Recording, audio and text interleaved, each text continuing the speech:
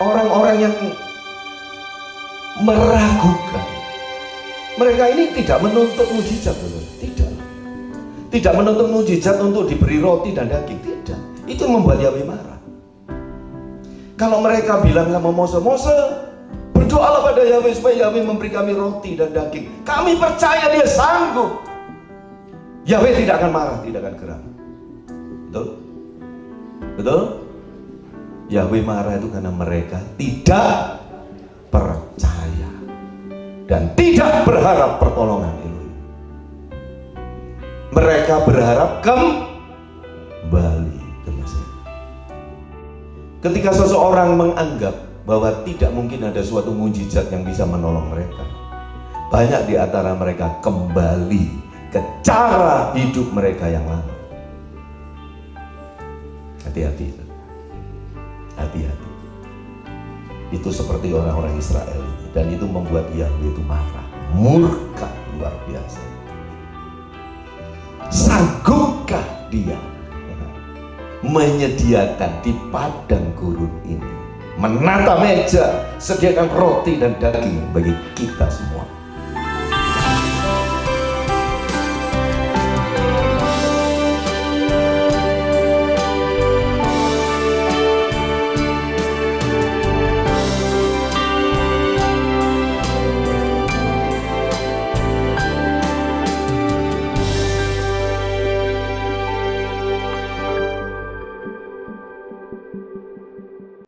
Segala puji hormat kuasa syukur kami akan kehadapan-Mu, Yahweh Elohim kami yang suci, yang kudus, yang agung. Kami bersyukur memiliki Elohim yang hidup seperti Engkau.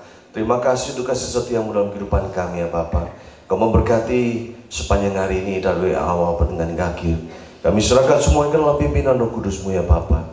Mengurapi setiap kami yang hadir, setiap hati yang kami bawa ke hadapan-Mu. Biarlah boleh menjadi persembahan yang kudus, harum, berkenan di hadapan-Mu. Dan segala pujian yang akan kami naikkan ke hadapan-Mu, biarlah berupa manis dan menyenangkan hati-Mu. Kau memberkati juga dimanapun umat-Mu berkumpul, biarlah nama Yahweh yang ditinggikan, dimuliakan. Dan dimanapun pemirsa yang menyaksikan ibadah ini, baik melalui offline, online, dimanapun mereka berada, Engkau memberkati mereka semua. Sebagaimana Engkau memberkati kami di tempat ini ya Bapa. Terima kasih Bapa. Kami akan memulai ibadah kami yang dalam satu nama, Yahweh Yesus Masiah. Haleluya. Amin.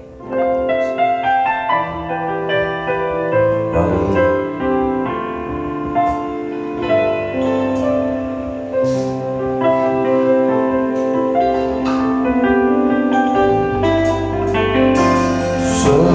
Semusim berlalu, namun Kau selalu pelihara.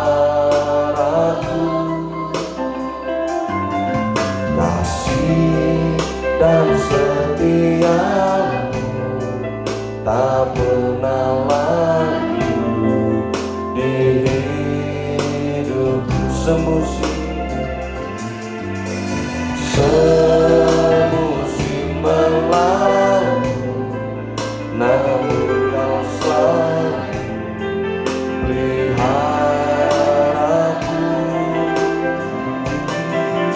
Kasih dan setiamu tak pernah lalu di hidupku. Lebih luas dari samudra, kebaikan-Mu Bapa takkan habis di hidupku.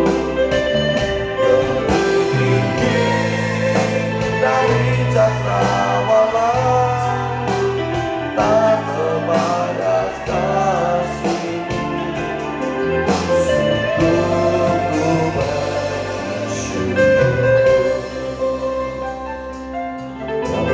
Semusim berlalu,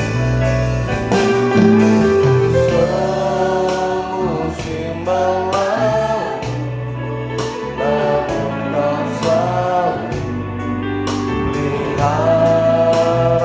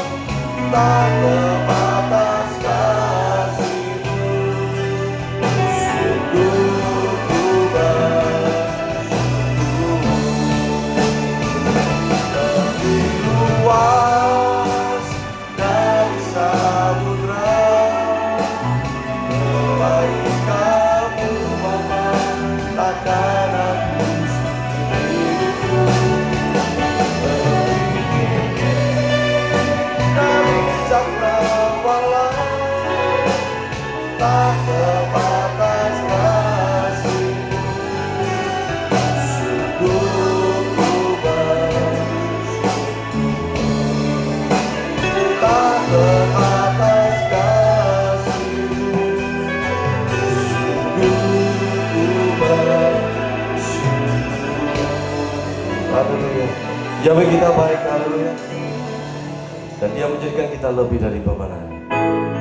Sebab itu mari kita bersorak bangkit demi kemuliaan Dia.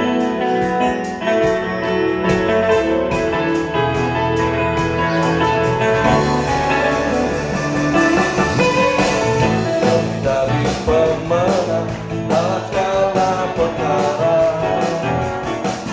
Iblis telah dikalahkan oleh kuasa nama. Katakan, bila Yahweh kita, siapa dapat melawan?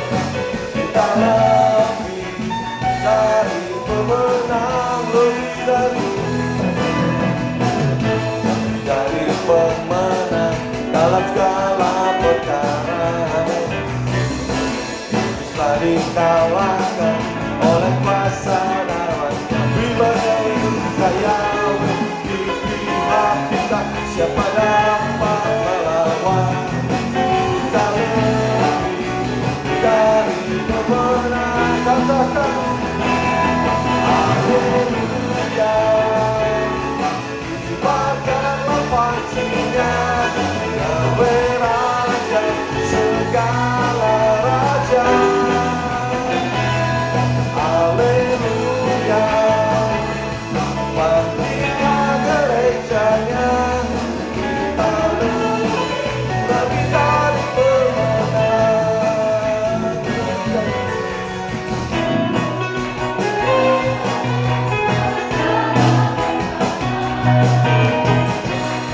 Telah dikalahkan oleh kuasa darahnya. Jika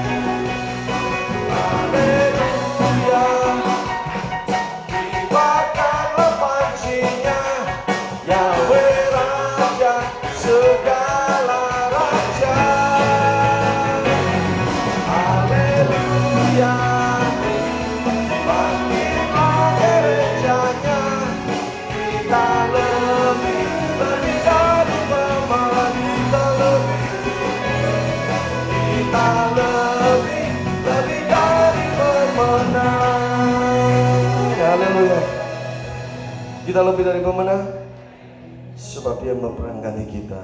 Kami memuji kebesaran-Mu, bahwa Dialah Yahweh yang selamat kami. Dan kami akan membiarkan hati kami untuk menerima setiap kebenaran firman-Mu.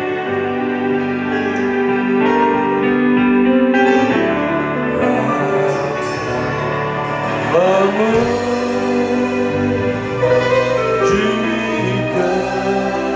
kebesaran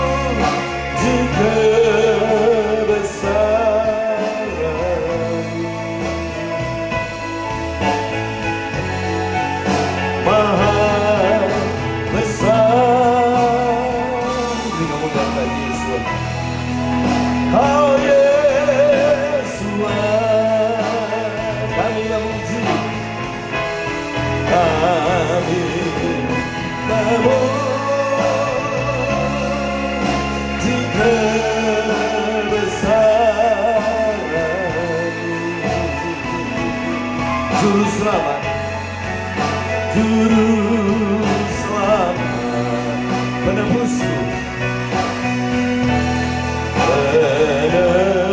penebusku.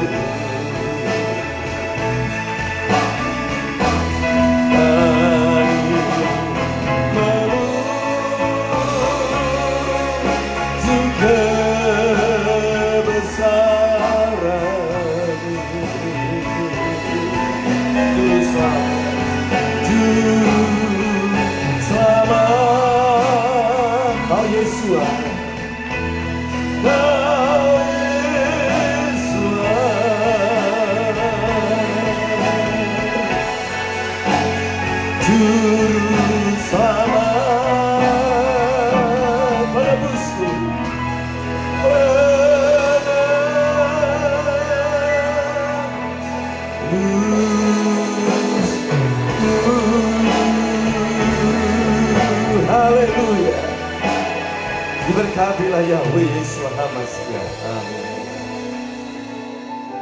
Terima kasih. Kami siapkan hati kami menikmati firman-Mu. Roh Kudus mengurapi kami, memeteraikan setiap perkataan firman Yahweh di dalam hati kami, memberikan kemauan dan kemampuan bagi kami untuk menjadi pelaku-pelaku firman dan bukan hanya pendengar. Biar para malaikat Samain yang kudus diutus Bapa memagali, membentengi kami semua. Dan tidak ada kuasa musuh yang dapat merebut benih-benih firman di dalam hati kami. Darah anak domba Elohim membungkus kami. Darah Yeshua HaMashiach menyucikan setiap kehidupan kami, membarui dan memulihkan hidup kami. Terima kasih Bapa, biar kami dapat menyatukan setiap hati, pikiran, roh kami, sehingga kami dapat bersama-sama diberkati. Terima kasih, puji syukur hanya bagi-Mu. Dari awal sampai akhir kami serahkan dalam pimpinan Roh Kudus-Mu Bapa. Segala puji syukur hanya bagi Elohim kami, demi nama Yahweh Yeshua HaMashiach. Haleluya. Amin. Shalom. Variante bienaventuranza abundante siempre. Saudara semua diberkati Yahweh Yesus HaMashiach selama-lamanya, berlimpah-limpah. Haleluya. Pagi ini khotbah ini akan saya beri tema, masih bisakah mujizat kita alami? Ya, masih bisakah mujizat kita alami? Kita akan baca Keluaran pasal 16. Keluaran pasal 16.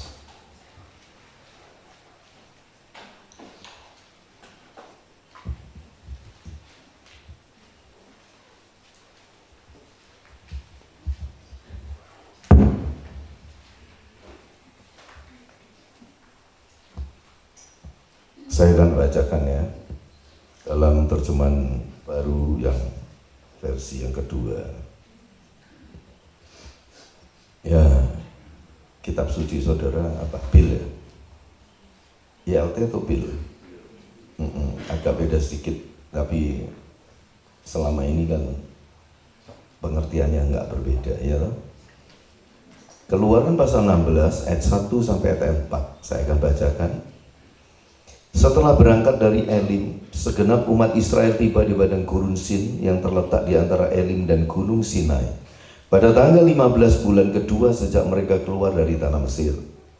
Di padang gurun itu segenap umat Israel bersungut-sungut kepada Mose dan Harun dan berkata kepada mereka, lebih baik kami mati saja di tanah Mesir oleh tangan Yahweh. Waktu itu kami duduk di depan kuali berisi daging dan makan roti sekenyang-kenyangnya. Sebab kamu membawa kami keluar dari ke padang gurun ini supaya seluruh jemaah ini mati kelaparan. Lalu berfirmanlah Yahweh kepada Mose, sesungguhnya aku akan menurunkan hujan roti dari langit bagimu. Bangsa itu akan keluar dan memungut secukupnya untuk sehari, supaya mereka kuuji apakah mereka hidup menurut hukumku atau tidak. Kita baca ayat 11 dan 12 ya. Ayat 11 dan 12. Lalu Yahweh berfirman kepada Mose, Aku telah mendengar sungut-sungut orang Israel. Katakan kepada mereka, pada waktu senja kamu akan makan daging, dan pada waktu pagi kamu akan kenyang makan roti, sehingga kamu akan mengetahui bahwa akulah Yahweh Elohimmu. Kita baca Bilangan pasal 11. Bilangan pasal 11, saya akan bacakan semua, buka ya, ayat 31 dan 32. Bilangan pasal 11 ayat 31 dan ayat 32. Lalu bertiuplah angin yang berasal dari Yahweh, yang membawa burung-burung puyuh dari arah laut dan menghamburkannya ke atas perkemahan dan sekelilingnya, kira-kira sejauh sehari perjalanan ke segala penjuru, kira-kira setinggi 2 hasta dari permukaan tanah. Lalu sepanjang hari dan malam itu, juga sepanjang esok harinya, bangsa itu mengumpulkan burung-burung puyuh itu. Setiap orang mengumpulkan sedikitnya 10 homer.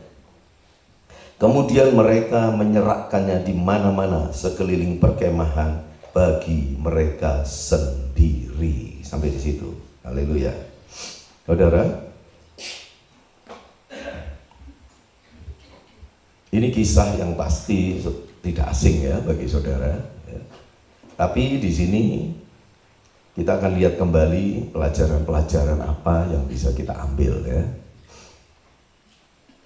Mesir itu tentu saja bukan sekedar lambang, tapi itu kehidupan lama bangsa Israel. Setuju nggak? Setuju? Kehidupan, kok enggak semua ngomong ya? Ngantuk. Perbudakan di Mesir itu bagi bangsa Israel waktu itu adalah kehidupan lama mereka. Setuju? Ya, gitu loh. Jangan mulutnya itu berat, mukanya muji Yahweh juga berat.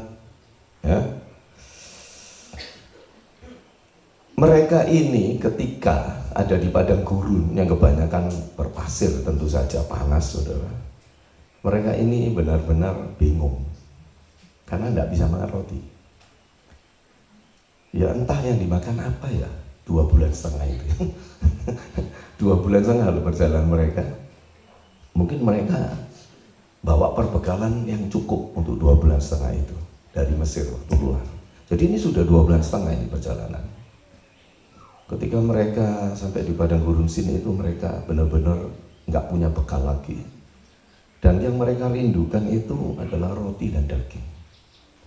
Nanti di dalam Bilangan dikatakan mereka bukan hanya roti dan daging yang mereka inginkan, tapi juga ketimun, bawang putih, bawang merah, bawang pre. Pokoknya semua yang bisa mereka makan, biasanya mereka makan di Mesir. Ya. Jadi mereka mulai bersungut-sungut. Dan sungutan mereka memuncak kepada penyesalan. Kenapa kami ini meninggalkan Mesir? Ternyata meninggalkan Mesir ini supaya mati di padang gurun ini. Lebih baik kami kembali dan hidup di Mesir. Nggak apa-apa jadi budak. Yang penting bisa makan enak. Amin. Amin. Tertawa. Nggak apa-apa jadi budak. Yang penting bisa makan enak. Zaman sekarang orang gabungkan dua itu. Yang penting jadi budaknya makanan. Betul nggak? Budaknya kuliner, betul? Iya. Nggak mau jadi budak buat apa, meskipun makan enak. Tapi zaman sekarang peradabannya beda. Semua jadi budak makanan. Nggak diperbudak oleh Mesir, diperbudak oleh makanan. Siapa yang diperbudak makanan, angkat tangan. Pak Kapri angkat tangan. Enggak Pak Kawari masuk diperbudak makanan. Memperbudak makanan itu Pak Kawari. Bukan diperbudak makanan. Ya. Nah, saudara, akhirnya ya tentu saja Yahweh itu geding gitu sama mereka. Tahu geding nggak? Tahu nggak? Gemes. Kok ada orang kok kemelindi kayak gini? Tahu kemelindi nggak? Bahasa Yunani lagi. Saudara santai aja ya, jangan tegang-tegang gitu. Nggak ada yang ngantuk? Nggak ngantuk itu karena cukup tidur, cukup istirahat, atau minum kopi? Loh ya, saya mau kopi terus yang saya bicarakan itu. Saya tuh nggak punya dendam pribadi kepada kopi, apalagi kepada orang yang minum kopi ya. Camkan itu baik-baik. Karena ada yang nggak suka sama saya. Kenapa sih Pak Elisa tuh kok benci sama orang minum kopi? Siapa yang benci sama orang minum kopi? Sama sekali tidak, saudara. Cuma kalau saudara itu nggak ngantuk, itu bergantung pada kopi. Berarti metabolisme tubuh saudara sudah kacau. Itu loh maksud saya. Kalau metabolisme tubuh saudara itu nggak kacau, saudara itu ngantuk nggak tergantung dari kopi, tapi tergantung dari metabolisme tubuhmu itu sendiri. Zat-zat gizi yang diolah oleh tubuhmu menyebabkan kau itu punya jam-jam biologis yang tepat, yang bagus. Jam biologis kita termasuk kita bangun tidur, lalu beraktivitas selama 12 jam satu hari, mulai jam 6 pagi sampai 6 sore itu kalau orang Israel. Jadi setelah jam 6 itu mereka santai-santai sedikit, lalu tidak lama mereka ngantuk untuk tidur, lalu bangunnya jam 4 pagi. Nah itu kalau metabolisme tubuh bagus itu bisa dikendalikan seperti itu jam biologis tubuhnya. Kalau nggak bisa itu berarti saudara memang nggak sehat, itu maksud saya ya. Jadi saya bukan benci kopi ya. Saya tidak minum kopi, karena apa? Saya nggak minum kopi aja sulit tidur. Bayangkan kalau minum kopi, saya minum teh aja loh nggak bisa tidur ya. Teh itu sama-sama ada kafeinnya soalnya, teh maupun kopi ya. Nah, jangan bergantung pada minuman seperti itu ya. Meskipun aromanya enak, rasanya enak ya. Ya tapi kalau kopi itu pahit enak nggak? Enak nggak? Enak ya kalau pahit. Kalau sakit mah minum kopi, mahnya sembuh atau tambah sakit? Oh, tambah sakit. Karena dia asam sekali. Dan karena kopi itu asam, apalagi dicampur gula, maka ketika diminum itu akan membuat penyerapan kalsium ke dalam darah kita dihalangi, sehingga saudara akan kekurangan kalsium, tulangmu keropos, gigimu habis, uanmu akeh. Uan itu ya karena kalsium tidak bisa diserap darah, dikeluarkan ke rambut, jadi putih semua. Kapur kan putih, guyon. Nanti ini kok tidak ilmiah. Kadang-kadang saudara perlu kok diguyoni seperti itu. Kan percaya itu. Percaya. Yang penting kan percaya, Pak. Soal bener enggak informasinya, yang penting percaya, Pak. Memang saudara bisa tahu suatu informasi itu benar atau salah. Yang penting percaya, Pak. Kayak lagu zaman dulu, percaya saja, percaya yang beri kita menang loh, Pak. Percaya itu nekat, percaya itu menang pasti. Lihat zaman perang dulu pakai bambu runcing, percaya saja bisa ngusir penjajah. Penjajahnya pakai senapan mesin mitraliur, ya gelempang mate saudara. Percaya saja, kalau yang dipercaya keliru ya mati. Ada jalan yang disangka lurus, ujungnya menuju maut. Kamu anggap itu jalan lurus, bagus, ternyata ujungnya menuju maut, ya, ngalami maut, saudara. Ya, kembali lagi. Nah, Yahweh mendengar sungut-sungutan seperti itu, penyesalan seperti itu. Yahweh langsung bilang, sudahlah, tak kasih roti, ya. Rotinya itu di pagi hari. Jadi kamu pagi hari makan roti. Mereka bersungut tak ada daging, tak kasih daging. Dagingnya di petang hari untuk makan malam. Nah, ini adalah teori dasar dari diet yang paling bagus yang Yahweh lakukan untuk manusia. Ya, kalau tidak mengerti ini, saudara, diet itu ngawur-ngawur. Jadi diet yang bagus, diet itu berarti makan. Diet itu bukan tidak makan. Ada orang, saya, kenapa kamu kok tidak makan? Lagi diet. Loh, apa sih? Orang diet itu makan, bukan tidak makan. Tapi diet, ada yang diet rendah lemak misalkan, berarti dia mengurangi gorengan-gorengan atau lemak-lemak. Diet rendah protein, menghindari daging-daging. Diet rendah karbohidrat, berarti mengurangi nasi, buah, dan semua yang manis-manis. Nah, jadi diet itu makan. Nah, Yahweh bilang roti di pagi hari, daging di petang hari. Kenapa kok roti di pagi hari, kok daging di petang hari? Ayo. Ada yang bilang, pagi hari saya enggak mau sarapan nasi, makan telur aja satu. Mau dikasih tahu enggak? Mau enggak? Ini diet cara Yahweh loh, bukan caranya Pak Elisa. Jadi saudara jangan marah sama saya. Kalau enggak setuju, protes saja sama Yahweh Yeshua Mashiach. Saudara mengenal 3 macam, ini ya, ada tips untuk kesehatan lah.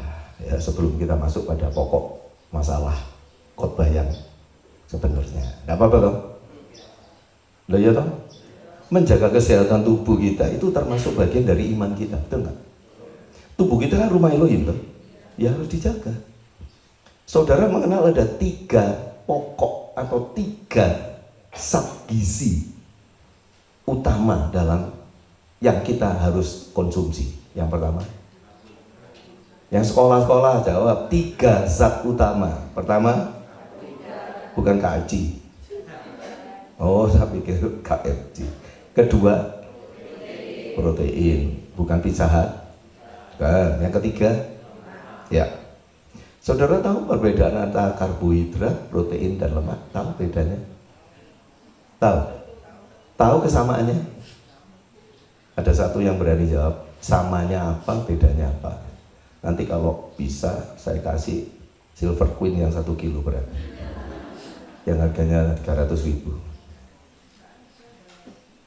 Samanya di mana, bedanya di mana? Tidak boleh salah. 1 orang yang berani, ayo berdiri. Sabar, penakut semua. Kepingin tahu samanya? Ya.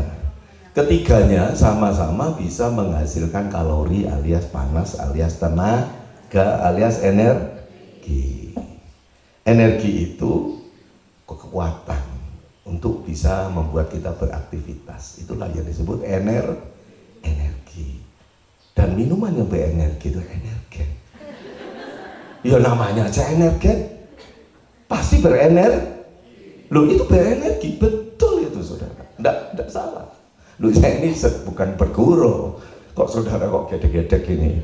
Loh ini saya serius. Kalau saudara butuh energi, itu minum energen.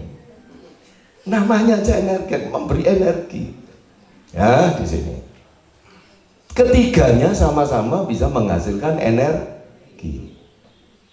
Lalu itu samanya, bedanya di mana? Karena perbedaan ini yang sangat penting. Sehingga dalam diet, saudara tidak akan berkata, saya tidak mau makan karbohidrat. Kalau saudara mengerti karbohidrat itu apa, saudara tidak akan berani menghilangkan menu karbohidrat itu dari diet saudara. Bedanya adalah, di antara ketiga ini, hanya karbohidrat yang bisa menghasilkan glukosa. Protein dan lemak tidak bisa menghasilkan glukosa, itu bedanya. Diulangi, yang mana perbedaannya?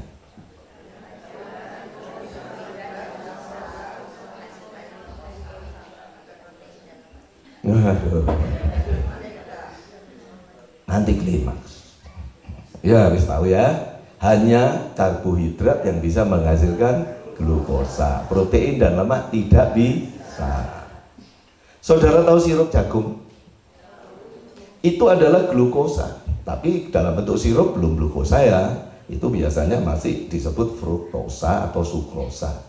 Nanti kalau diolah oleh tubuh di metabolisme, oleh pencernaan kita, itu diubah menjadi glukosa. Itu dari jagung, dan jagung itu karbohidratnya tinggi sekali. Semua biji-bijian, padi-padian, buah-buah yang manis, semuanya mengandung hidrat arang.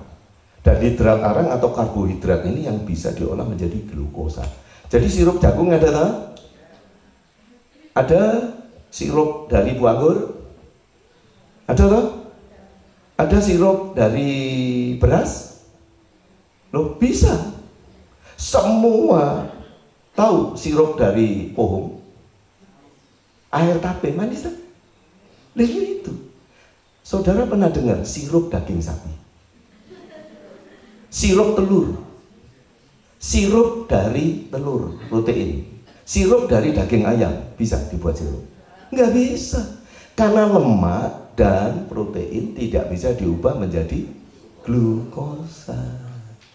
Dan tahukah saudara bahwa tubuh kita membutuhkan glukosa setiap saat? Pertama untuk otak kita, kedua untuk jaringan-jaringan syaraf kita, ketiga untuk jaringan organ tubuh kita, dan yang terakhir untuk energi kita. Itu sebabnya kalau saudara kurang karbohidrat, kurang glukosa, tell me. Bukan hanya tell me, tetapi karena glukosa ini satu-satunya yang bisa membuat struktur sel. Bukan membran ya. Sel itu kayak bulat gini ya. Membran itu lapisan luarnya, tapi dia bisa bulat, itu struktur. Itu digerakkan oleh glukosa. Jadi kalau kurang glukosa, bentuk selmu mungkin tidak bundar, tapi lonjong, gepeng, trapesium, jajaran genjang. Ini hanya pakai bahasa goblok-goblokan supaya saudara mudah ya. Tidak seperti itu aslinya, tapi gampangnya seperti itu. Sehingga sel tubuhmu itu lama-lama hancur kalau tidak ada glukosa. Itu sebabnya mengapa kalau orang kena diabetes, tubuhnya bisa hancur. Hancur mulai ujung kaki sampai semua organ dalamnya mati. Loh Pak, kan orang diabetes itu kelebihan glukosa Pak dalam darahnya. Betul. Tapi tidak bisa diserap oleh jaringan tubuhnya. Karena itu namanya retensi insulin. Karena glukosa bisa masuk dalam darah itu bersama insulin. Ketika kita terlalu over glukosa kita, lama-lama jaringan tubuh kita menolak insulin yang bisa membawa glukosa ke dalam jaringan tubuh. Sehingga akhirnya glukosa itu hanya berputar-putar di dalam darah kita. Tidak bisa diserap oleh jaringan tubuh. Dan lambat laun sel-sel tubuh kita, organ tubuh kita hancur. Karena kekurangan glukosa. Nah, jadi kelebihan tidak boleh, tapi kurang juga tidak boleh. Nah, itu saudara. Bagaimana caranya supaya tidak kekurangan? Kalau supaya tidak kekurangan glukosa, setiap pagi harus sarapan nasi, ya. Sarapan apa? Nasi, duduk ngopi. Meskipun gula sukrosa itu dirubah menjadi glukosa, tapi bukan itu yang terbaik. Karena dalam nasi itu ada yang namanya selulosa alias serat. Dan serat ini nanti sangat berguna untuk membatasi penyerapan zat-zat gizi yang berlebihan di dalam usus kita. Itu oleh serat itu ditahan lalu dikeluarkan melalui feses. Ya, tahu feses? Ya, masuk septic tank itu rumahnya feses. Ya, jadi gitu saudara ya. Jadi Yahweh itu memberikan diet yang bagus. Nah, supaya tidak kelebihan glukosa, saudara jangan suka minum manis-manis, jajan manis-manis, makan buah seakeh-akehne. Buah itu sehat, buah itu sehat. Tapi buahnya manis, dimakan 1 kilo 1 hari, kamu nanti diabetes, kelebihan gula. Ya, jadi makan itu secukupnya.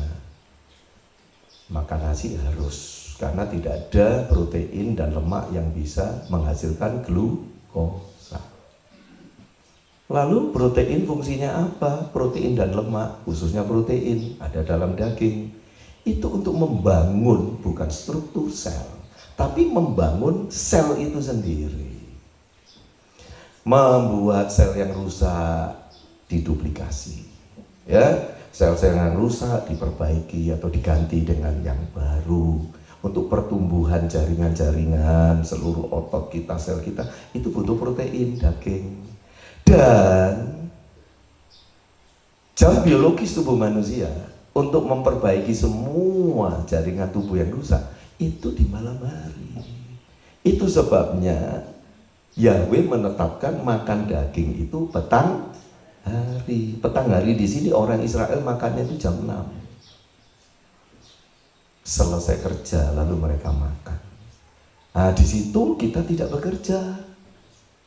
Lah kenapa kok roti kok di pagi hari? Karena roti ini menghasilkan glukosa. Dan glukosa ini adalah energi instan yang bisa langsung digunakan oleh tubuh. Sehingga saudara tidak lalot, tidak tell me, di pagi hari cerah, di pagi hari kuat bekerja. Karena energi dibutuhkan secara instan. Sedang lemak dan protein bisa menjadi energi, tapi melalui proses yang agak lama. Proses yang namanya otofagi itu tadi. Ketika saudara tidak makan nasi, kekurangan energi, maka tubuh akan mengolah lemak dan protein yang dalam bentuk lemak yang tersimpan ya dalam tubuh kita. Lemak putih yang ada di jaringan itu mulai diolah kembali jadi energi. Itu tapi butuh waktu agak lama.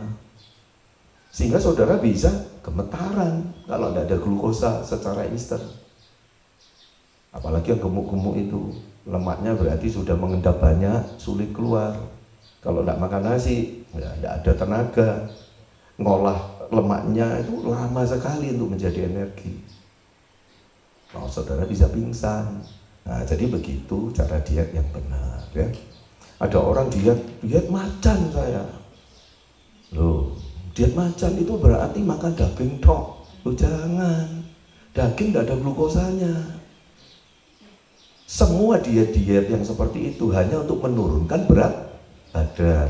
Tujuannya hanya supaya lemak kita itu terkikis habis. Tapi ingat, jangan sampai diet kita itu hanya bertujuan menguruskan badan.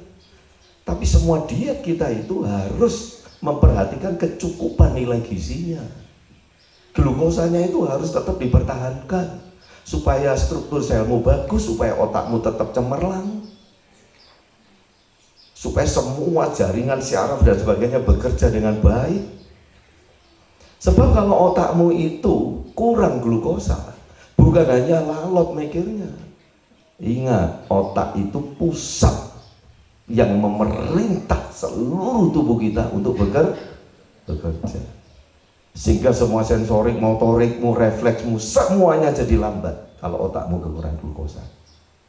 Jadi ada batu datang ini, oh batu datang, sudah tuak baru ngelesi gitu. Lah tidak masuk akal. Naik motor ada anjing nyebrang, tuh sikat aja, setelah disikat baru ngerem. Terlambat ngeremnya, karena kurang glukosa. Ya, perempuan-perempuan, cewek-cewek, jangan asal diet macan, tak orang ngerti soal nutrisi ya. Pak Elisa ngerti? Ya ngerti lah. Nek gak ngerti aku pasti wis gombrot awakku saudara. Ya ngerti lah saya. Kalau nggak ngerti masuk berani saya ngajar semangat. Saya tidak mungkin ngomong sesuatu yang tidak saya mengerti. Itu sebabnya saya tidak berani ngomong komputer karena aku gak ngerti. Kalau mau komputer ya bilang aja Pak Yesus aja atau Vicky, pintar-pintar komputer. Saya gak ngerti. Paling saya bilang mobil sekarang pakai komputer. Tapi ya apa caranya? Nggak ngerti aku. Ya memang nggak ngerti. Nah, yang ngerti saya berani ngomong, yang nggak ngerti nggak berani. Ya, gitu ya. Jadi bagaimana itu diet yang dari Yahweh. Menurut saudara betul nggak dia dari Yahweh? Betul nggak? Yuk betul. Masa Yahweh keliru? Yang nyiptakan saudara siapa? Lalu apa yang membantah sang pencipta? Sang pencipta bilang nih isu masuk kok. Kaget macan aku. Yahweh bilang memang kon macan. Ditaringmu. Gak belang-belang mana awakmu, gak tutul-tutul, gak hitam ireng belas macan kumbang. Black Panther. Ya, saudara, bayangkan saudara. Nah sekarang ini waktu memberi roti di pagi hari dan daging di petang hari, itu mujizat atau bukan? Mujizat atau bukan? Mujizat ya. Itu burung puyuh dari mana?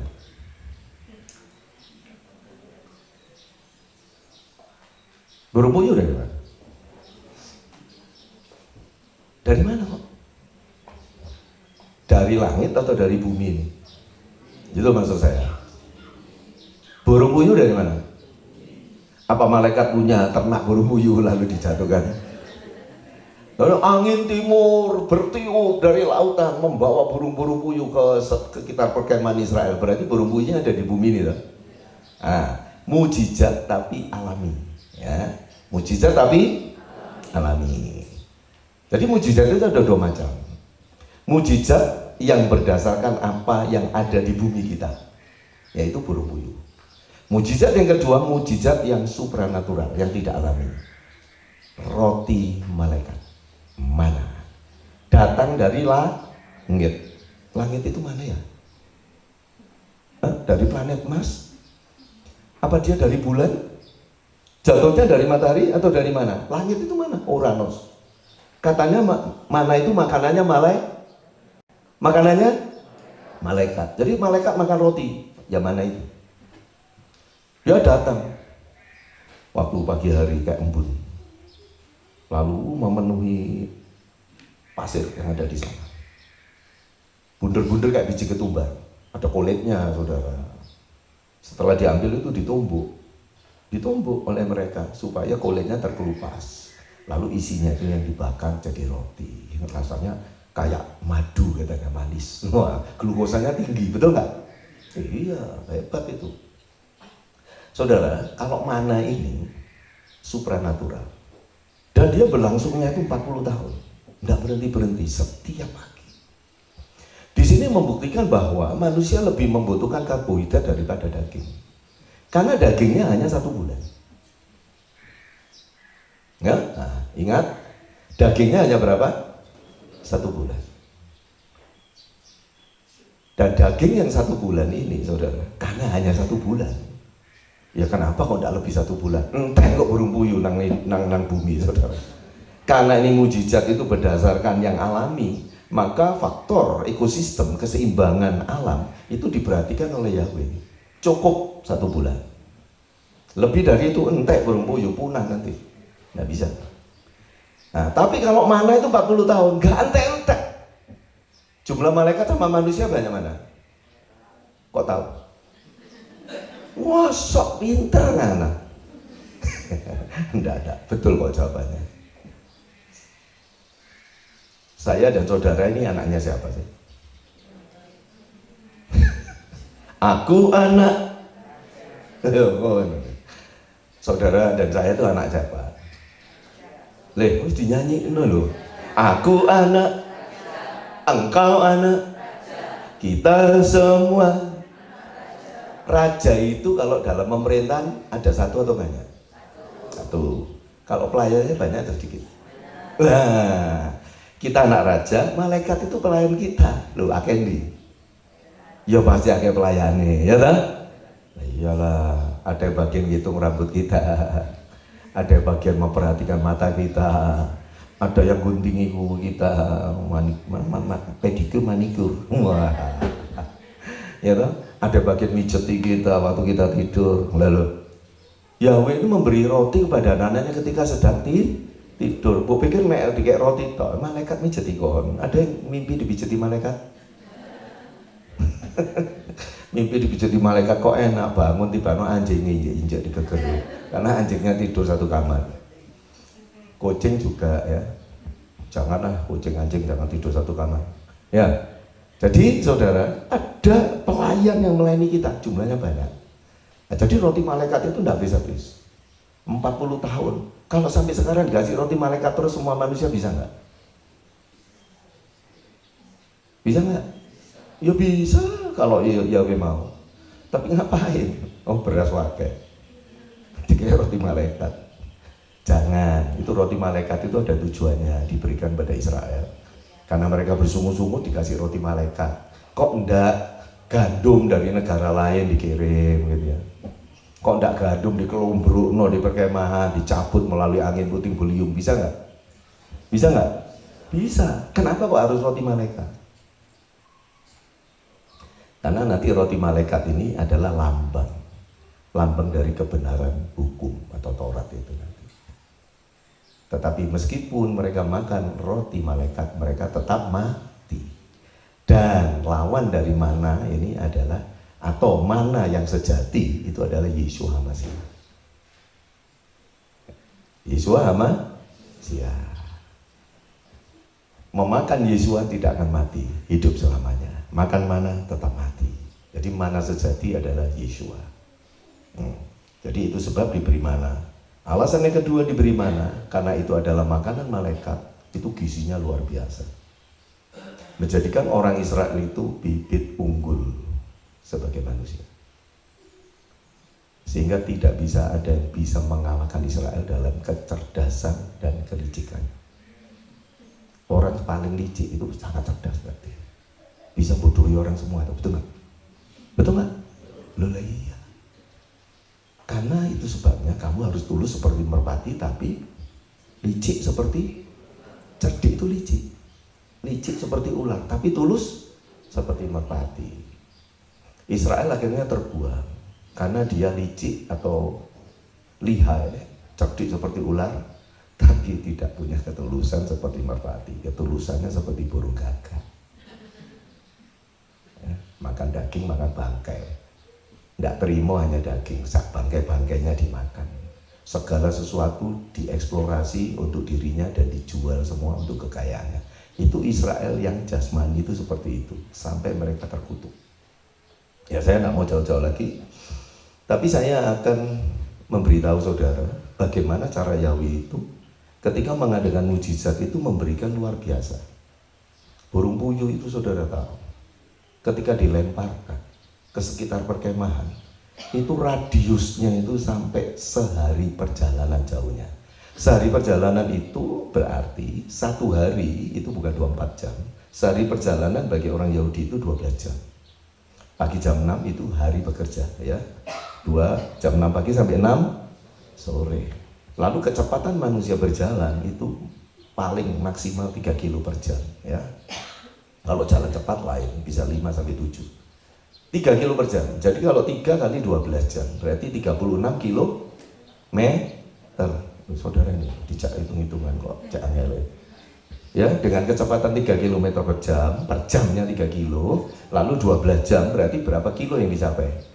12 kali 3 berarti 36 kilo itu dari sini sampai Pal 2. Dari sini sampai Manado di Pal 2. Tahu Pal 2 enggak? Itu loh yang ada Daihatsu, Astra Daihatsu ya. Nah itu 36 kilo kira-kira. Bayangkan burung puyuhnya itu, ini perkemahan Israel di sini. Burung puyuhnya itu disebar sampai di Pal 2 di Astra Daihatsu sana. Tingginya 2 hasta. 1 hasta 45 cm.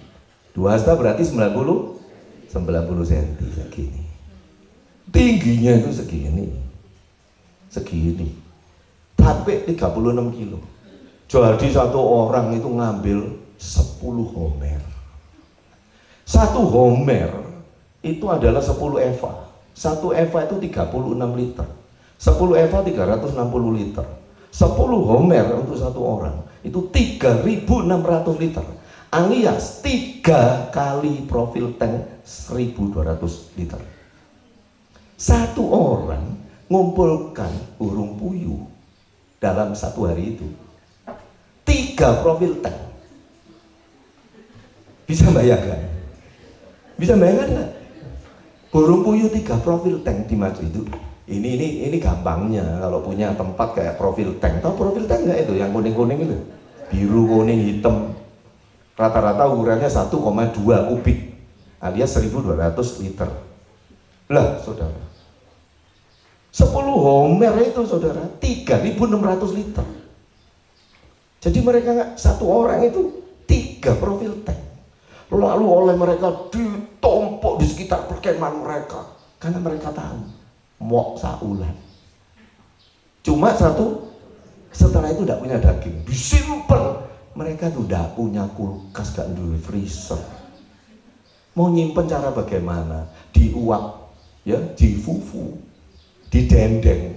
Ya memang mau bertahan berapa lama? Saking serakai, saudara, ngumpulkan satu orang sampai 3 profil tank. Makan burung puyuh itu tidak mandek-mandek, saudara. Lupa sama mana, saudara. Sampai makan keluar dari hidung-hidungnya, saudara. Marah Yahweh, 23.000 orang dibunuh waktu makan burung puyuh itu. Saudara, makan daging itu boleh, tapi ojo diet macan, mati. Daging tak sentuh makan, nanti kayak orang Israel loh, hati-hati loh. Ya, cuma sak bulan serakai gak karuan, saudara. Itu lihat mujizat. Banyak orang itu mengharapkan mujizat, tapi mengapa kadang mujizat tidak terjadi, bahkan sering tidak terjadi dalam hidup kita? Menurut saya, apa yang saya pahami dari kebenaran firman, seringkali mujizat tidak mendekatkan kita dengan Elohim, tapi mujizat hanya mengeksplorasi kemanusiaan kita yang penuh dengan kedagingan. Catat itu baik.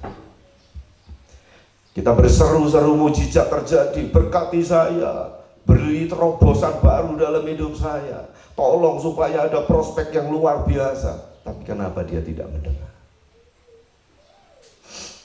Contohnya bangsa Israel, dapat mujizat tapi menghancurkan puluhan ribu di antara mereka. Mengapa kita harus selalu menuntut mujizat? Ternyata mujizat menurut surat Yakub hanya untuk memuaskan nafsu kita, persis bangsa Israel. Dan kita tidak lebih baik dari bangsa Israel, saudara. Mujizat keuangan, begitu uang banyak, apa yang terjadi? Kamu menghambur-hamburkan uang hanya untuk kepuasan hawa nafsu. Kamu tidak gunakan uang itu untuk kemuliaan nama Yahweh, tapi untuk memuliakan diri. Itu sudah terbukti, siapapun, mulai dari pendeta sampai jemaat awam yang paling kecil, kalau diberkati keuangan, kebanyakan tingkah lakunya sudah gak karuan, sudah gaya hidupnya berubah semuanya. Ya itu mujizat. Itu sebabnya hati-hati. Dan saya percaya bahwa Yahweh Yeshua Mashiach, Bapa kita, tahu yang terbaik bagi kita. Dia tahu sebatas mana atau limitnya di mana kekuatan kita untuk tetap hidup di dalam anugerah dan kebenarannya. Dia tahu. Itu sebabnya seringkali dia tidak menuruti keinginan kita. Ya kita memang kalau minta sesuatu kita selalu bilang, oh pasti beres sudah, pasti untuk kemuliaan Yahweh, pasti. Kayak anak itu loh, janji sama orang tua, saya kalau diberkati papi nanti tak beli. No, papi mau minta apa? Papi minta berlian, tak belikan berlian. Begitu diberkati, suruh beli berlian untuk dirinya sendiri. Papi cukup ini aja, berlian-berlianan. Batu Swarovski, jenengnya kan api, Swarovski. Kalau cuma berlian kan gak keren. Nah, kebanyakan lupa toh, betul nggak? Betul nggak? Kalau sudah diberkati lupa janjinya toh, ya lupa. Sama Yahweh ya gitu sama, saudara. Lah sekarang kita beralih. Jadi mujizat ada dua. Dia datangkan bisa dari yang alam, bisa datangkan secara supranatural, makanannya malaikat. Nah, dari sesuatu yang tidak ada di bumi ini. Itu kalau dia mau lakukan mujizat. Tetapi apakah memang mujizat itu berguna bagi bangsa Israel? Saudara, kalau saudara katakan ya perlu Pak, kalau tidak ada mujizat mana turun, nah mereka makan apa? Ya, mujizat berguna. Mana? Tapi ingat, ini pelajaran penting. Mana itu hanya boleh diambil 1 gomer untuk 1 orang. 1 gomer itu 1/10 eva. 1 eva adalah 36 liter. Ya. Homer itu 10 eva, berarti 360 liter. Gomer 1/10 eva. 1 eva 36 liter. 1 gomer 1/10 eva, artinya 36 liter bagi 10, berarti 3,6 liter. Ya, 1 orang 3,6 liter. Tidak boleh lebih, tidak kurang. Jadi setiap makan, kalau makannya 3 kali, tapi Israel makannya cuma 2 kali. Jadi sekali makan 1,8 liter. Betul nggak? Apa? Apa?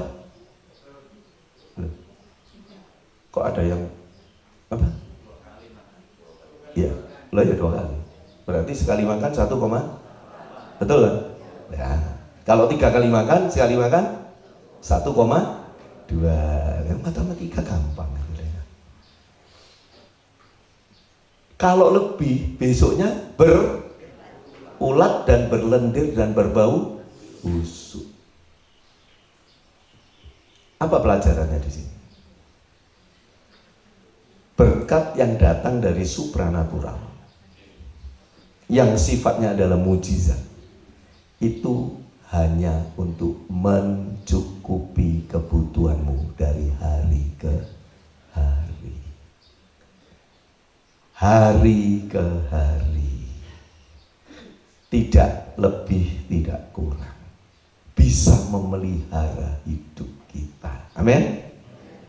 Jadi artinya kalau saudara itu tiap hari bisa terpelihara sampai hari ini, itu ada mujizat sudah. Ini mujizat yang supranatural. Tapi kalau mujizatnya itu dari hal-hal yang ada di bumi, termasuk uang, emas, kekayaan, prospek-prospek apapun dalam bisnis, itu ada di bumi ini. Itu sementara dia berikan, ada batasnya. Contohnya Israel, hanya 1 bulan. Kenapa kok enggak terus? Kalau terus kamu hilang dalane, saudara. Apa hilang dalane? Apa hilang dalane? Hilang jalanmu. Kamu nanti berjalan sakarepmu sendiri. Itu sebabnya, itu selalu ada waktunya. Berkat jasmani itu ada waktunya berlimpah-limpah seperti burung puyuh itu. Langsung tingginya 90 cm, 36 kilo radiusnya. Ayo ambilan sakarmu, gak entek. Hanya 1 bulan. Tidak akan lebih. Karena keseimbangan ekosistem. Dan ekosistem termasuk jumlah manusia di bumi. Dan setiap pribadi di dunia ini yang secara bergiliran diberkati Elohim secara finansial. Kalau cuma orang itu tok yang diberkati terus yang lain tidak, jadinya apa? Jadinya yang tidak diberkati secara finansial jadi budaknya yang punya, betul nggak? Yahweh adil, tidak akan seperti itu. Itu sebabnya orang yang diberkati secara finansial, berkatku kok, wah Kang Tuhanku, wah hebat. Secara bijak, saudara harus bisa mengelola keuangan itu, karena ada waktunya itu hilang. Itu camkan baik-baik. Bahkan secara alami saja manusia itu kalau sudah semakin tua, pekerjaannya semakin berkurang, berkat jasmaninya juga semakin berkurang. Nggak apa-apa, saudara. Yang penting mananya setiap hari, dan mana yang sejati adalah Yeshua HaMashiach. Itu sebabnya Rasul Saul berkata, meskipun secara lahiriah kita semakin tua, degeneratif, mulai hancur sel-sel tubuh kita, tapi manusia batiniah kita dibarui dari hari ke hari. Amin. Nah, ini yang penting. Inilah mana, dan mana yang sejati adalah Yeshua HaMashiach itu tadi. Nah, jadi saudara, tapi sekarang kita akan ke pembahasan pokok. Ya, saya ajak saudara buka Mazmur pasal 78.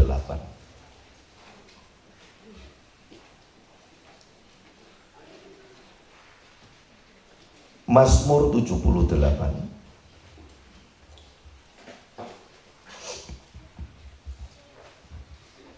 Rafael ada? Tolong dibaca Rafael. Mazmur 78 ayat 19 sampai 22. Yang keras. Mazmur 78 ayat 19 sampai 22. Ya. Mereka menatang Elohim, katanya, sanggupkah Elohim menyiapkan hidangan di padang gurun? Lihat, dia memukul batu cadas sehingga air mengalir dan sungai-sungai pun meluap. Namun, sanggupkah dia memberikan roti atau menyediakan daging juga bagi umatnya? Mendengar itu, murkalah Yahweh, maka api pun membakar Yakub dan murka melanda Israel. Sebab mereka tidak percaya kepada Elohim dan tidak mengharapkan keselamatan dariku. Iya, haleluya. Masih. Saya bacakan ya dalam TB2. Mereka berkata melawan Elohim. Sanggupkah Elohim menata meja hidangan di padang gurun? Memang ia memukul gunung batu sehingga terpancar air dan mengalirlah sungai-sungai.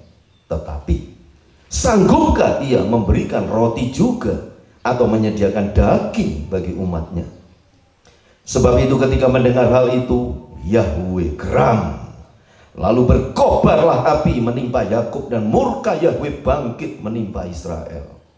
Sebab mereka tidak percaya kepada Elohim dan tidak mengharapkan pertolongannya. Amin. Amin. Amin. Tutup kitab suci saudara. Ya, memang kami dapat air minum, batu terbelah, gunung batu bisa mengalir. Memang kami akui itu mujizat juga lah. Tapi mujizat seperti itu kan sering terjadi. Nenek moyang kami ketika Abraham dikatakan mengusir, bukan mengusir. Ketika Abraham memerintahkan Hagar dan Ismail untuk pergi meninggalkan Abraham, tidak ada air. Ismail mau mati. Tapi tiba-tiba ada mata air terpancar di padang pasir Berseba. Ya, banyak cerita-cerita dari para pelancong, dari kafilah-kafilah. Ketika mereka tidak ada air, tiba-tiba secara ajaib mereka, tongkat ditancapkan ke bumi, tiba-tiba air keluar. Cerita seperti itu banyak. Legenda di Indonesia itu banyak terjadi seperti itu, saudara. Kalau saudara lihat, seperti misalkan ada telaga-telaga di Pulau Jawa khususnya ya, itu legendanya itu seperti itu. Ada orang sakti katanya, oh tempat ini kok ada airnya, lalu tongkatnya ditancapkan ke tanah, begitu ditancapkan gini air memancar, lalu jadi situ itu danau ya. Wah itu situ Bagendit itu ceritanya seperti itu. Nah, jadi orang Israel gitu, ya memang lah air bisa terpancar, ya itu ya mujizat lah, Pak, kami tahu. Tapi nah, itu kan sering terjadi, banyak dialami oleh orang siapapun. Tapi bisa nggak dia di padang pasir ini, padang gurun ini, yang bulu pasir dok ini, ada semak belukar pasir, pokoknya nggak ada tanaman yang lain. Bisa nggak dia menata meja hidangan sehingga kami bisa makan roti dan daging? Bisa nggak? Waduh, tantangan ini, betul nggak? Tantangan, betul nggak? Nih manusia bisa nggak gitu? Lo bisa nggak manusia menyediakan menata meja hidangan isinya roti dan daging di tengah padang pasir yang nggak ada apa-apanya? Bisa nggak? Ya nggak bisa lah. Itu sebabnya mereka ngukur Elohim itu berdasarkan kemampuan mereka, karena mereka tahu kalau mereka pasti nggak bisa. Itu sebabnya mereka bilang kembalikan kami ke Mesir. Orang-orang yang meragukan, mereka ini tidak menuntut mujizat, tidak. Tidak menuntut mujizat untuk diberi roti dan daging, tidak. Itu membuat Yahweh marah. Kalau mereka bilang sama Mose, berdoalah pada Yahweh supaya Yahweh memberi kami roti dan daging. Kami percaya dia sanggup. Yahweh tidak akan marah, tidak akan geram. Betul? Betul? Yahweh marah itu karena mereka tidak percaya dan tidak berharap pertolongan Elohim. Mereka berharap kembali ke Mesir. Ketika seseorang menganggap bahwa tidak mungkin ada suatu mujizat yang bisa menolong mereka, banyak di antara mereka kembali ke cara hidup mereka yang lama. Hati-hati, hati-hati. Itu seperti orang-orang Israel ini, dan itu membuat Yahweh itu marah, murka luar biasa. Sanggupkah dia menyediakan di padang gurun ini, menata meja, sediakan roti dan daging bagi kita semua? Gak mungkin. Kalau cuma gunung batu, memang padang gurun ini banyak gunung batu. Kami tahu ada air, hanya saja kami tidak bisa menemukan airnya di mana. Tapi di semua tempat pasti ada air. Itu argumentasinya, betul nggak? Ya bisa saja, gampang keluarkan air. Tapi kalau menyediakan roti dan daging, bagaimana? Saudara, inilah ketika orang berbeda peradaban, ketika orang berbeda tempat di mana mereka hidup, ketika mereka berada di suatu situasi yang berbeda, lalu mereka itu mulai berpikir bahwa Elohim itu tidak bisa lagi berbuat sesuatu untuk menolong mereka. Gampangnya gini, mereka berpikir bahwa roti dan daging hanya bisa mereka dapatkan di Mesir. Ya, betul loh? Betul lah? Karena Mesir itu, memang Mesir itu penuh fasilitas luar biasa, sumber daya alamnya. Mesir itu dialiri oleh Sungai Nil, ya. Dan ini Sungai Nil ini adalah disakralkan oleh orang-orang Israel, orang Mesir. Mereka menyembah dewi yang menguasai Sungai Nil ini, dewi kesuburan. Nah, Sungai Nil ini meluap, bisa banjir setiap tahun sekali, dan luapannya itu membawa sedimen, lumpur-lumpur dan sebagainya yang penuh dengan hara, yaitu unsur-unsur yang bisa menjadi makanan bagi tumbuhan. Ya, setiap kali meluap airnya maka ada timbunan hara dalam bentuk kayak lumpur itu di kiri kanan Sungai Nil itu luar biasa ditanami gandum oleh orang Mesir, dan itu menjadikan Mesir itu negara penghasil gandum yang paling hebat saat itu. Itu sebabnya Yosef itu dipakai oleh Elohim melalui iri hati kakak-kakaknya, dia dijual ke Mesir. Dan di sana ketika Yahweh mau mendatangkan kelaparan 7 tahun dan kelimpahan 7 tahun, maka Mesirlah satu-satunya tempat yang paling cocok untuk bertanam gandum dengan luar biasa, karena Sungai Nil itu. Dan bukan hanya gandum, tetapi yang lain, ketimun, bawang merah, bawang putih, semangka apapun, itu ada di Mesir semua. Jadi semangka yang saudara makan itu dari daerah Mesir atau Afrika. Timun itu juga, itu tanaman dari sana semua. Bahkan ketela pohon atau pohung itu dari Afrika juga, bukan asli dari Indonesia. Ya, jadi itu menjadi sesuatu yang diidamkan oleh orang Israel. Ketika mereka di padang gurun, mereka hanya melihat semak belukar yang tidak bisa dimakan dan pasir yang luar biasa berdebu. Mereka menganggap tidak mungkin Yahweh itu bisa menyediakan apa yang mereka butuhkan di sana. Mereka harus kembali ke Mesir. Saudara, itu yang membuat Yahweh marah. Jadi kalau saya memberi tema bagi hari ini, masih bisakah kita hidup sekarang ini mengalami mujizat? Jawabannya bukan masih bisa, selalu terjadi mujizat dalam hidup kita. Amin. Nah, saudara, saya hanya ingin supaya saudara berpikir dengan tenang. Coba, apa yang harus dipikirkan? Yang kita pikirkan adalah ketika kita hidup di suatu peradaban tertentu, ya, sekarang ini ya, kita hidup di peradaban kita, peradaban yang dikatakan peradaban informasi, peradaban komputerisasi, peradaban AI, peradaban yang kita alami sekarang ini, itu yang kita hidupi sekarang itu seperti itu. Peradaban di mana segala teknologi sudah menjadi canggih, segala sesuatu itu seolah-olah dimungkinkan, pokoknya ada uang semuanya mungkin.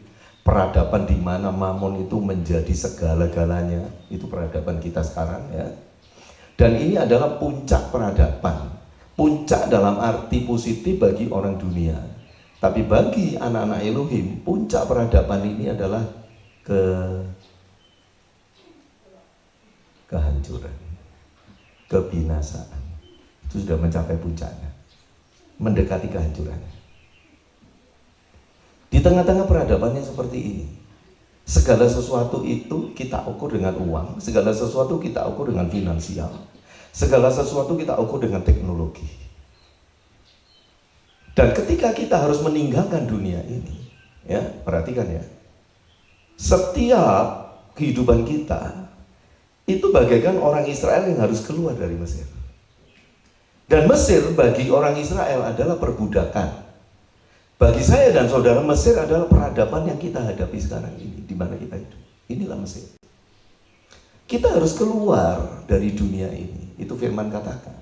Karena kita bukan berasal dari dunia ini. Kita harus keluar dari semua peradaban yang ada. Apakah kita jadi orang hutan, orang yang biadab? Bukan, bukan. Bukan itu, saudara. Israel ketika keluar dari Mesir, ada tanah perjanjian, yaitu Kanaan yang disediakan bagi mereka. Kita semua keluar dari peradaban dunia ini, ada tanah perjanjian yang disediakan juga bagi kita, yaitu kerajaan Elohim yang ada di dunia ini. Saudara, itu sebabnya dalam doa yang diajarkan Yesua, datanglah kerajaan. Kerajaan dunia ini di mana kita hidup, inilah Mesir. Kerajaan yang diperintah oleh presiden, oleh raja, oleh perdana menteri, oleh para menteri, oleh gubernur, wali kota, dan sebagainya. Kerajaan kita itu kerajaan yang diperintah oleh Bapa sendiri. Bishem Yahweh Yeshua Mashiach. Di dalam Yahweh Yeshua Mashiach, dialah raja satu-satunya. Dan di dalam kerajaan ini, saudara, itu penuh dengan mujizat, penuh mujizat. Nah, kita seperti orang Israel, kita selalu berpikir ke Mesir, ke Mesir. Artinya kalau saya aplikasikan zaman sekarang, kalau kita punya masalah, nah ini Israel kan punya masalah ini. Masalahnya adalah soal diet, soal makanan, apa yang mereka bisa makan. Nah, masalah kita kan juga beragam ya. Nah, ketika kita mendapatkan masalah apapun dalam hidup kita, kita cenderung selalu kembali ke Mesir. Sanggupkah dia menyediakan sesuatu yang saya perlukan? Sanggup atau tidak? Di tengah-tengah pergulatan, di tengah-tengah apa ini? Pertandingan apa ini? Kompetisi orang-orang untuk meraih kekayaan sebanyak-banyaknya. Di tengah-tengah hal yang seperti itu, bisakah saya tanpa saya bertanding dengan dunia ini, tanpa harus mengikuti cara-cara dunia di mana kami hidup, yaitu Mesir? Bisakah dia menyediakan apa yang saya butuhkan? Ini yang ingin saya katakan pada saudara tentang tema khotbah pagi hari ini. Tanpa kita sadari, ketika segala masalah kita berharap dan percaya bahwa itu hanya bisa diselesaikan melalui peradaban kita, melalui dunia di mana kita tinggal sekarang, dengan segala kecanggihan teknologinya. Tanpa kita sadari, kita bagaikan orang Israel yang selalu kembali ke Mesir. Kita tidak percaya kepada Elohim yang bisa menyediakan apapun bagi kita. Saya tidak anti peradaban. Bagaimana mungkin saya anti dengan peradaban? Karena peradaban itu harus ada. Kalau tidak ada, manusia punah. Saya tidak anti dengan teknologi, karena saya menggunakan teknologi, mengerti teknologi, belajar teknologi, dan sangat senang dengan teknologi. Tapi saudara, kita harus tahu, yang namanya dunia ini sementara. Yang sementara ini akan dibinasakan. Berarti dia tidak bersifat kekal. Sedang Yesus Masih kerajaannya itu kekal, tidak bisa dibinasakan. Nah, saudara milih yang mana? Saudara percaya yang kerajaan yang Yesus sebagai raja atau kerajaan dunia yang sementara? Memang kita hidup di dunia sementara ini, tapi kita disebut anak-anak kerajaan dan kita ada di Samaim. Nah, saudara, sanggupkah dia melakukan mujizat? Artinya, sanggupkah hal-hal yang hebat bisa terjadi dalam hidup kita, sekalipun hal itu tidak mengikuti pola yang ada di dunia, di peradaban yang kita hidup saat ini? Sanggup atau tidak? Jawabannya tentu sanggup. Tapi dia juga sering mengadakan mujizat melalui peradaban yang ada. Persis seperti mujizat itu dua, burung puyuh dan mana. Saudara nggak punya uang, tiba-tiba ada orang tergerak memberi saudara uang. Itu mujizat. Mujizat nggak? Mujizat. Tapi itu diambil uangnya bukan malaikat yang punya uang, bukan dari bank yang ada di Samaim. Malaikat nyetak uang dewe, enggak. Ya diambil dari Bank Indonesia kalau rupiah, diambil dolar Amerika kalau dari Amerika, diberikan pada saudara. Pekerjaan, saudara lagi butuh uang, dikasih orang pekerjaan. Loh, ini berkat dari bumi ini. Sekalipun itu sementara, itu bisa terjadi, itu mujizat juga. Saya tidak menampik, itu selalu bisa terjadi. Masalahnya seringkali hanya itu yang diperhatikan oleh orang-orang Kristen. Gereja-gereja besar itu yang diajarkan terobosan-terobosan, semuanya hanya berbicara tentang finansial, hanya berbicara tentang hal-hal yang jasmani yang sementara ini. Saya tahu itu mujizat, tetapi itu sementara. Dan itu tidak ada peranannya sama sekali untuk membentuk hati kita, tapi semakin merusak hidup kita. Saudara, kejatuhan itu sering terjadi bukan di saat kita miskin, tapi di saat kita kaya. Kejatuhan terjadi bukan di saat saudara bodoh, tetapi justru di saat saudara pintar. Semakin pintar sekolah seseorang, semakin dia tidak mau percaya kepada firman Elohim. Itu sebabnya dikatakan oleh Rasul Saul bahwa kita yang bodoh dipilih oleh Elohim untuk mempermalukan dunia yang berhikmat ini. Itu sebabnya berkat-berkat seperti itu bagi kita anak-anak Elohim itu dibatasi oleh Elohim. Yang aneh adalah bahwa gereja tertentu mengajarkan bahwa berkat jasmani ini terus naik, terus naik, terus, tidak ada batasnya. Itu salah. Itu salah, saudara. Saya bukan menghakimi loh. Saya hanya menyatakan kebenaran. Karena menurut firman tidak seperti itu. Bahkan mujizat untuk menyembuhkan orang sakit di zaman Yesus dengan zaman kita sama atau enggak? Enggak sama. Enggak sama. Karena itu semua sifatnya sementara, karena hanya untuk jasmani. Loh, untuk apa sih kalau sakit mesti disembuhkan, kalau toh akhirnya kita pasti mati lagi? Bisa mati. Bisa ngerti maksud saya? Untuk apa sih orang mati kayak Lazarus dibangkitkan? Padahal Lazarus nanti ya mati lagi. Untuk apa? Hanya untuk menyatakan bahwa Yesua adalah anak Elohim yang berkuasa. Ya sudah, setelah itu ya sudah. Tidak perlu dibuktikan gitu terus menerus. Jangan saudara menuntut seperti itu terus. Berkat jasmani itu terbatas. Diulangi, berkat jasmani ada waktunya berhenti. Itu sebabnya bijaklah dalam menggunakan berkat jasmani.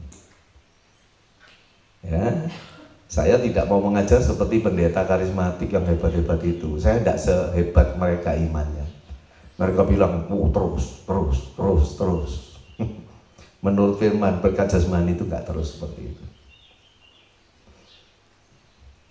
Bahkan di zaman Mesir kuno, ketika Yosef menjadi tangan kanannya Firaun, 7 tahun 7 tahun. Kenapa enggak kelimpahan aja? Kok pakai 7 tahun kekeringan, kekurangan? Loh, saudara, saya tidak akan terangkan ini lebih jauh. Itu soal keseimbangan alam. Kalau saudara minta berkat terus, meningkat terus, itu sama dengan saudara minta itu tidak ada malam, tapi siang terus. Bisakah siang terus? Bisa.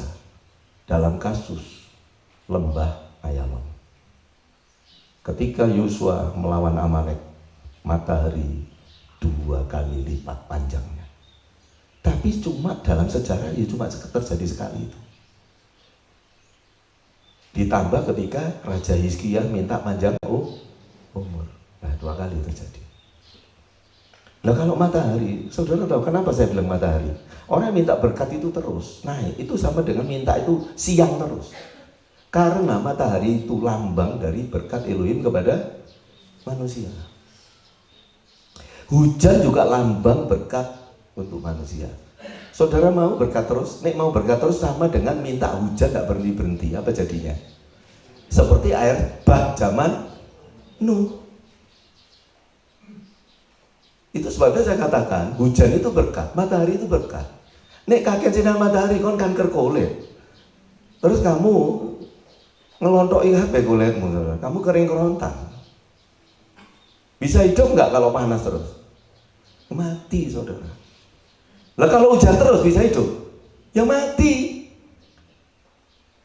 Nah ini loh saudara, kita harus mengerti. Berkat jasmani itu bagaikan hujan dan sinar matahari. Ada waktunya nanti dia terbenam, ada waktunya terbit. Yang jelas, kalau berkat yang supranatural, yaitu Yesus Masiah, tidak akan pernah berhenti. 40 tahun mana itu terus turun. 40 tahun berbicara tentang satu generasi. Satu generasi berarti setiap generasi, setiap orang dalam umur hidupnya, generasinya, mau umurnya 40, 50, sampai 80, itu satu generasi namanya bagi orang itu. Yesus setia, dia tidak pernah tidak melakukan mujizat dalam hidup kita. Amin. Ini yang paling penting, saudara. Mujizat yang terpenting ketika manna itu datang untuk kita makan. Setiap pagi diambil hanya 1 gomer, 3,6 liter. Tidak boleh lebih, tidak boleh kurang. Tidak boleh disimpan. Ini Yahweh berkata untuk menguji ketaatan orang Israel. Apakah mereka melakukan perintahku atau tidak. Saudara, mujizat yang paling hebat bertujuan untuk menguji kita. Apakah kita hidup mentaati firman Yahweh atau tidak. Itu mujizat yang paling hebat, yang akan diberikan pada kita sepanjang umur kita.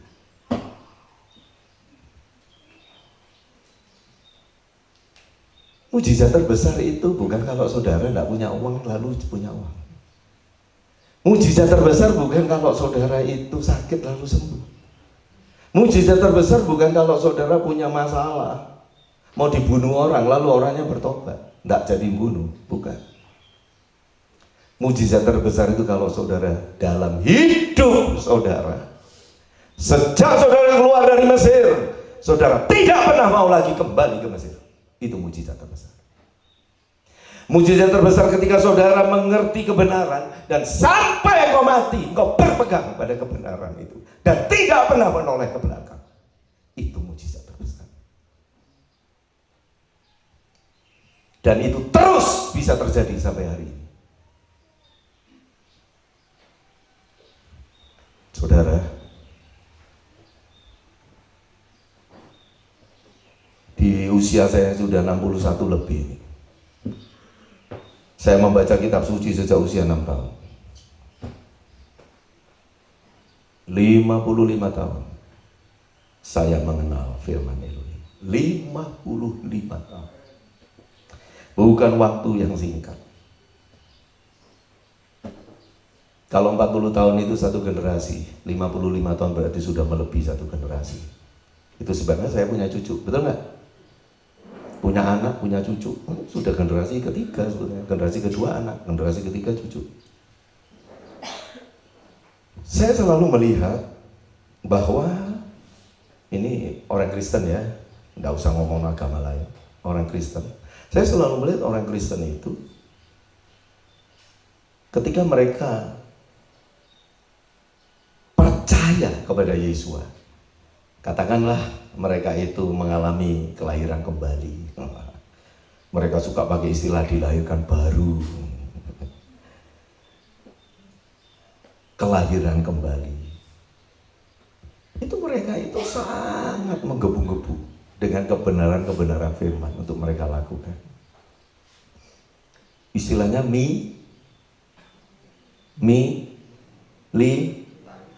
militan. Kalau tentara itu militan, komandannya bilang apa? Tegas, lakukan. Udah ndak bingung dengan nyawanya, maju terus, pantang mundur. Nah, itu militan, saudara. Itu saya lihat orang Kristen itu gitu, termasuk pendeta. Ketika pertama kali sekolah Alkitab, sekolah teologi, lalu diwisuda, waduh, menangis berdoa. Itu pendeta Yoka Lukas itu ya, Yokalok itu, Om Yokalok, saya selalu bilang Om Yokalok. Itu kan sering melayani bersama saya, itu banyak cerita.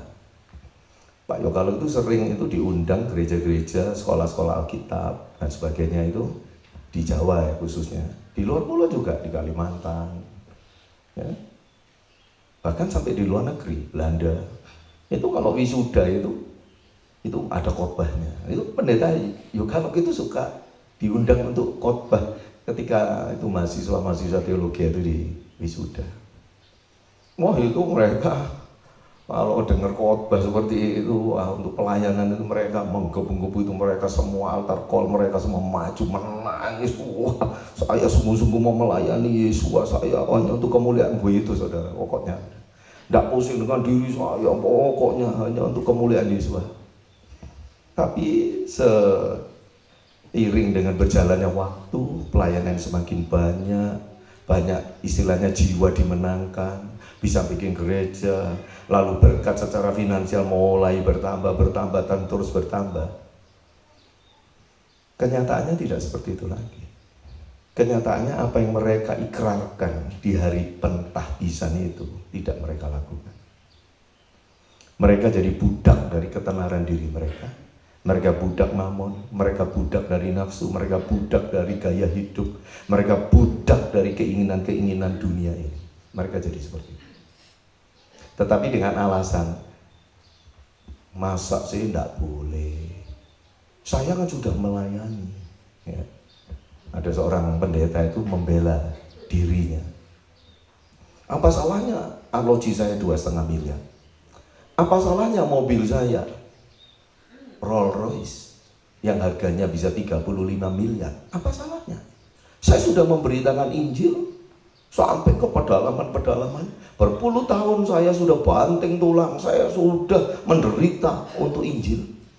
Masa saya tidak boleh mendapatkan apa bahasa Inggrisnya? Reward. Masa saya tidak bisa mendapatkan reward? Itu jawaban mereka. Menurut saudara itu benar? Menurut saudara itu benar nggak? Reward itu mahkota kemuliaan yang akan kita terima dari Bapa yang kita layani. Reward itu bukan, saudara, materialis. Material menjadi materialistik kita ini. Itu kan hanya menipu diri sendiri dan menutup-nutupi dirinya yang memang matre dengan kata saya kan sudah susah payah melayani Elohim. Saudara tahu, ketika di zaman gereja mula-mula, maka orang yang susah payah melayani Elohim bahkan mencucurkan darahnya, harus mati kehilangan nyawanya, mencapai garis akhir dari hidupnya seperti Rasul Saul juga. Sama sekali mereka tidak butuh reward dari dunia ini. Bagi mereka menderita bagi Yesus sampai kehilangan nyawa, itu adalah reward yang paling hebat untuk mereka. Ketika Kepa mau disalib, dia bilang jangan salib aku kepala di atas, aku tidak layak karena aku pernah menyangkali Adonai Yeshua Mashiach. Salibkan aku dengan kepala di bawah. Itu reward yang dia inginkan. Pendeta zaman sekarang rewardnya kemewahan hidup, gaya hidup yang sudah tidak ada bedanya dengan dunia. Bahkan orang dunia ada yang lebih sederhana banyak dari antara mereka. Apakah seperti itu yang kita inginkan? Ke arah mana saudara sedang berjalan? Saudara, khotbah saya seperti ini sangat tidak populer di zaman gereja yang seperti sekarang ini. Gereja yang jumlahnya ribuan orangnya, cabangnya ada ribuan. Semua yang dikhotbahkan itu cuma reward seperti itu. Semuanya adalah berkat-berkat jasmani yang terus. Karena itu yang paling disenangi oleh manusia. Itu yang paling disenangi oleh manusia. Ada seorang calon presiden yang gak kepilih, saya lihat di YouTube. Bapak sekarang nganggur ya? Ya nganggur sih itu tidak, masih banyak memberi nasihat orang. Tapi kan sudah nganggur, gak jadi gubernur, gak jadi ini, ya betul. Enak Pak? Wah enak sekali. Jadi kalau dulu itu jadi gubernur setiap pagi harus ke kantor gubernur. Sudah banyak itu PR yang harus dikerjakan. Kalau sekarang saya cuma duduk-duduk sama istri. Kalau malam bilang, "Mah, besok pagi kita sepedaan kemana ya? Besok pagi kita lari pagi ke arah mana ya? Lalu setelah kita lari pagi atau sepedaan, kita kulinernya di mana ya?" Loh enak gak kayak gitu? Dia bilang enak. Loh enak? Siapa bilang itu gak enak? Nah kamu kan suka lari pagi loh, sama Yulia tuh. Tapi kuliner enggak? Oh gak enak kan? Kamu harus nyontoh ini, mantan gubernur ini. Harusnya kalau kamu lari pagi itu harus, "Mah, kuliner di mana ini ya?" Masalahnya nangkini kuliner gak ono isu. Lain di Jawa. Di Jawa jam 5 pagi kuliner sudah banyak. Dan ini jam 11. Wes kuliner dhewe nang dapurmu kan. Tidak bisa. Loh, enak toh hidup seperti itu? Kalau malam saya duduk-duduk sama istri, nyamil-nyamil, camilan, sambil lihat film, ya nyetel Netflix. Oh, dia bilang gitu Netflix. Gubernur udah seneng delok Netflix di Pano. Seneng lihat film di Netflix gubernur ya. Padahal sudah rasanya dewasa sekali dia, rambutnya sudah putih semua. Loh, enggak apa-apa loh lihat Netflix. Dia enggak apa-apa, enggak masalah. Ternyata dia juga manusia biasa gitu loh maksud saya. Tak pikir gubernur itu bagaimana gitu. Ternyata ya enggak. Ya biasa kayak manusia awam biasa. Loh, gaya hidup gitu enak tuh. Enak. Siapa yang bilang enggak enak? Untuk daging kita tuh enak. Daripada pagi-pagi doa pagi. Harus bangun, teriak-teriak, nyembah, sujud, baru sendenan lagunya sujud menyembah. Waduh, Pak Mbak lagi gak ngerti. Cita senden. Mangkat notane doa pagi jo sendenan. Bersandar ke dinding. Begitu bersandar,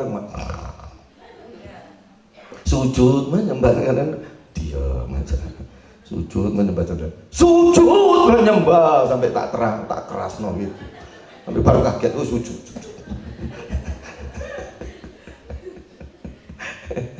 Saya tanya, kenapa kok enggak sujud-sujud? Iya, enggak loadingnya masih terlambat. Enggak dengar kata sujud. Gitu ya, saudara. Enggak enak loh doa pagi terus. Begitu selesai doa pagi, ada kerjaan, motong rumput, nyapit ini. Doa pagi terus langsung kulineran enak, terus dikasih orang duit. Enak kan? Enak gak?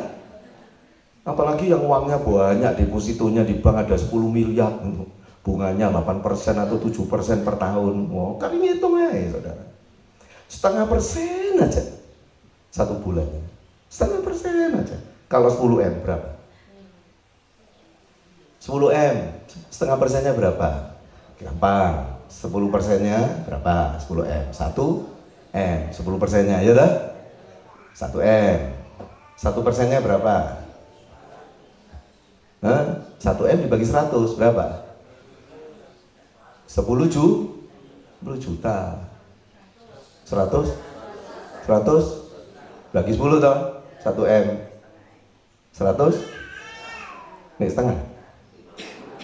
Aduh, 50 juta tiap bulan, enggak kerja apa dapat 50 juta. Waduh, siapa yang mau katakan?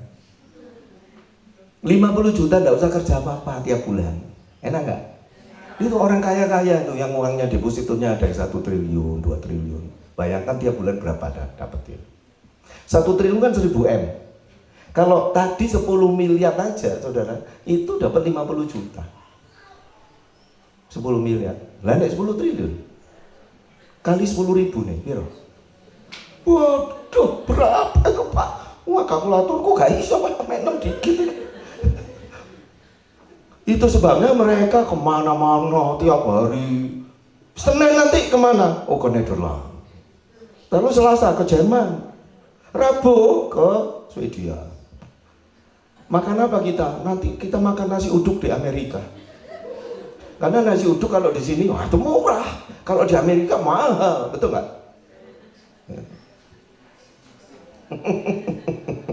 Lu kayak hidup beda kelas ini saudara.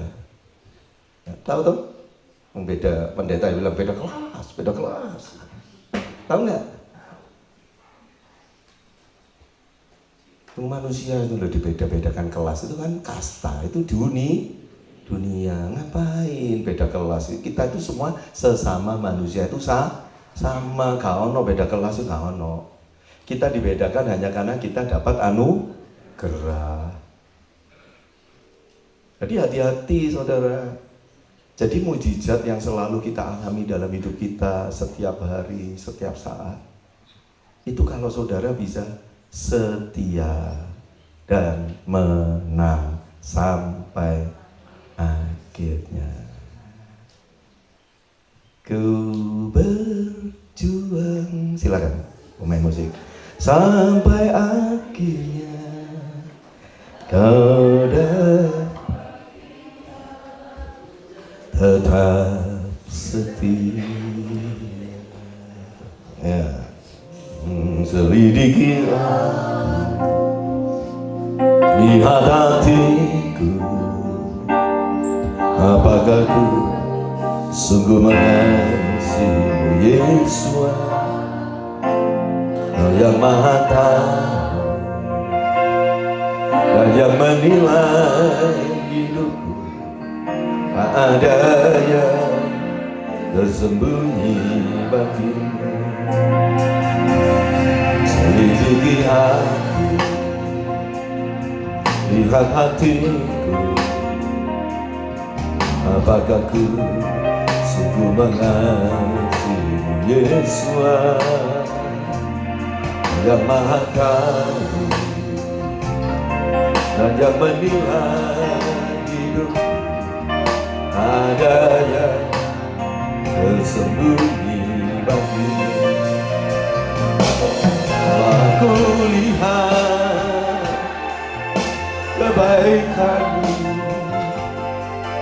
yang tak pernah habis di hidupku. Ku berjuang sampai akhirnya Kau dapati aku tetap setia.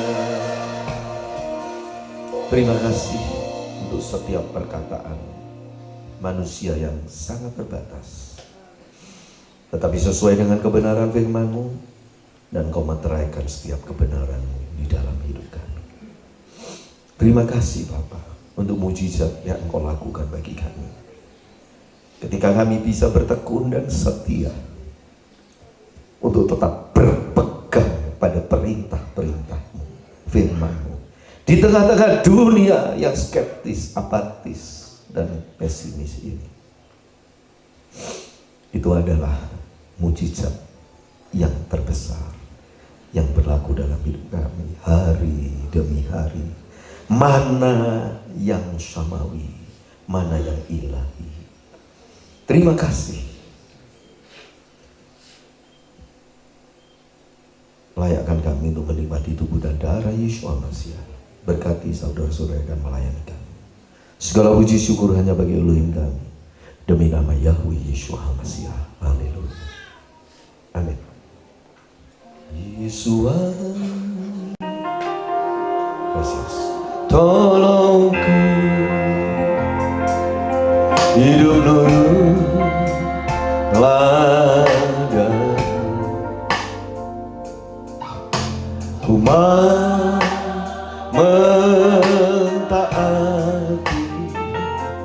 firman-Mu.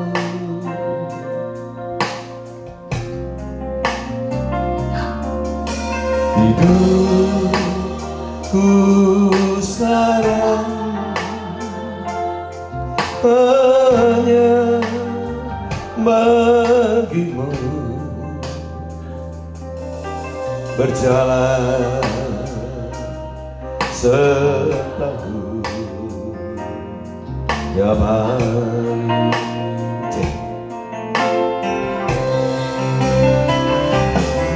Yesus, tolongku hidup nurut padamu,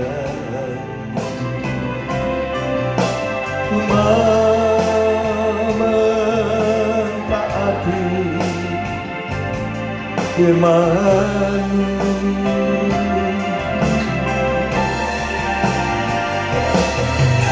Hidupku sekarang hanya bagi-Mu, berjalan setahun tiap hari.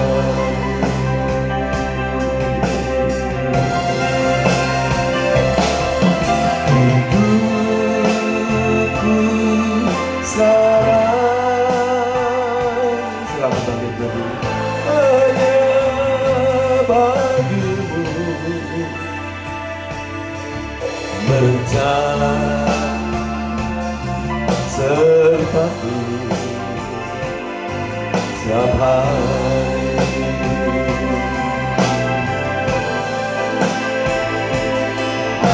Berjalan sertaku setiap hari. Haleluya. Angkat roti lebih tinggi dari kepala. Terima kasih untuk tubuh dan darah Yeshua HaMashiach yang oleh perkenananmu Bapa akan bersatu dengan hidup kami. Pada malam perjamuan malam terakhir sebelum Yeshua disalibkan, diserahkan, Yeshua mengambil roti, mengucap syukur, memberkatinya, lalu memecah-mecahkannya dan berkata, inilah tubuhku yang diserahkan bagi kamu. Makanlah roti ini, yaitu tubuhku. Sebab tubuhku benar-benar adalah mana yang sejati. Barang siapa memakan roti ini, dia tidak akan mati, tetapi hidup selama-lamanya. Bukankah roti yang atasnya kita ucapkan syukur adalah persekutuan dengan daging anak domba Elohim? Amin. Demi nama Yahweh Yeshua HaMashiach kita makan.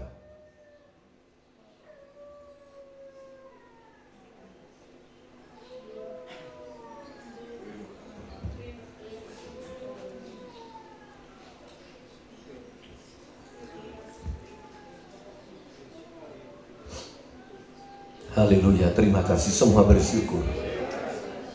Angkat cawan anggur lebih tinggi dari kepala.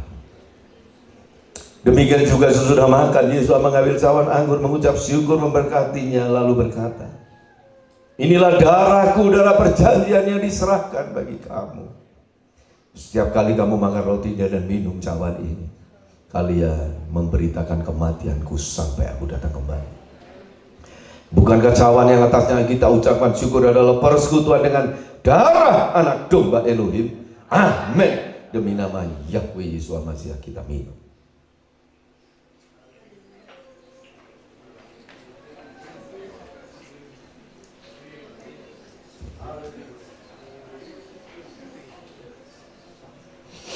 Terima kasih.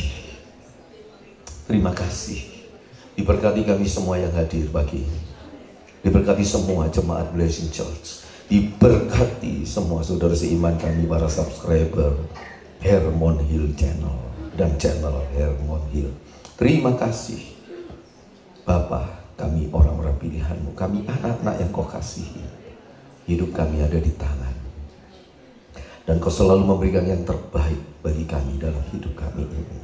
Kau menyediakan apapun yang kami butuhkan, lebih dari apa yang dapat kami harapkan. Terima kasih melampaui segala pengertian dan pemikiran kami.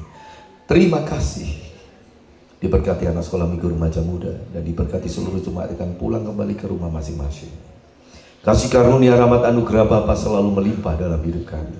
Damai sejahtera Yeshua HaMashiach memenuhi jiwa roh kami. Urapan Roh Kudus memberi sukacita keselamatan kami. Segala puji syukur hanya bagi Elohim kami demi nama Yahweh Yeshua HaMashiach. Haleluya. Terima kasih buat kasih-Mu, terima kasih buat rahmat-Mu, buat pendamaian oleh kurban-Mu. Terima kasih buat kasih-Mu, terima kasih buat rahmat-Mu, terima kasih buat jaminan-Mu. Terima kasih buat jaminan-Mu. Amin. Shalom, buenos dias, selamat pagi. Yahweh memberkati. Haleluya.